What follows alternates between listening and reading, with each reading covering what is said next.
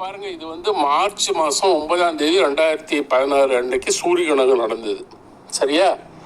இப்போ அன்னைக்கு உள்ள கிரக நிலைகளை போட்டிருந்தேன். நான் இதில் போட்டிருக்கேன், காமிச்சிருக்கேன். இது வந்து கோச்சாரத்தில் என்னோட பாவக்கட்டத்தில் எங்கெங்க கிரகங்கள் அன்னைக்கு இருக்குதுன்ட்டு. அன்னைக்கு வந்து சூரிய கிரகணம் எந்த ராசியில் நடந்திருக்கு பாருங்க, கும்பத்தில் நடந்திருக்கு. சரியா?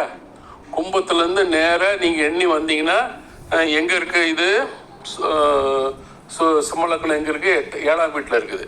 அப்போ சூரியன் வந்து லக்னத்தை பார்க்கும்.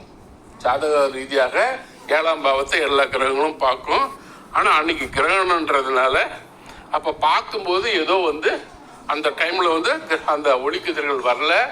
ஸோ அந்த டைமில் ஏதோ பிரச்சனை வந்திருக்குது. ஸோ அன்னைக்கு நான் என்ன ஆயிடுச்சு, எனக்கு ஒரு மீட்டிங் நடந்துகிட்டு இருந்தது.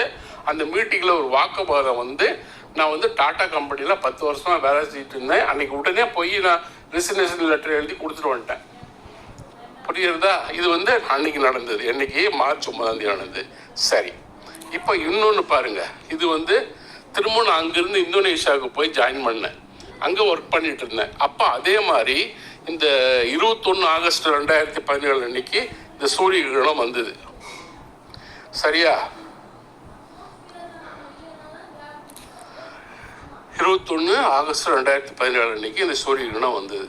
ஆச்சா, அன்னைக்கு வந்து இதே மாதிரி தான் ஒரு மீட்டிங்கில் நான் பேசிகிட்டு இருக்கும்போது நான் ரிப்போர்ட்டிங் அத்தாரிட்டியோட வாக்குவாதம் ஏற்பட்டு, அப்போ நான் வந்து என்ன பண்ணேன், உடனே போய் ஒரு 10 மினிட்ஸில் ரெசிக்னேஷன் லெட்டர் எழுதி கொடுத்துட்டு எழுத்து வாங்கி கொடுத்துட்டு ஹெச்ஆரில் கொடுத்துட்டு நான் வந்துட்டேன். சரியா? ஸோ இதுவும் வந்து பார்த்தீங்கன்னா இது வந்து என்ன நடந்திருக்கு, கிரகணம் வந்து சிம்மத்திலே நடந்திருக்குது. என்ன, இந்த கிரகணம் சிம்மத்திலே நடந்திருக்குது. ஆச்சா, ஸோ இது போன இது அந்த மார்ச் 9, 2016 வந்து கும்பத்தில் நடந்தது. அது 7ஆம் பார்வையாக லக்னத்தை பார்த்தது. இங்கே லக்னத்தையும் நடந்தது. ஸோ 2 விஷயமே பதவியை பறிப்போனது. புரியுதா? 2 விஷயமே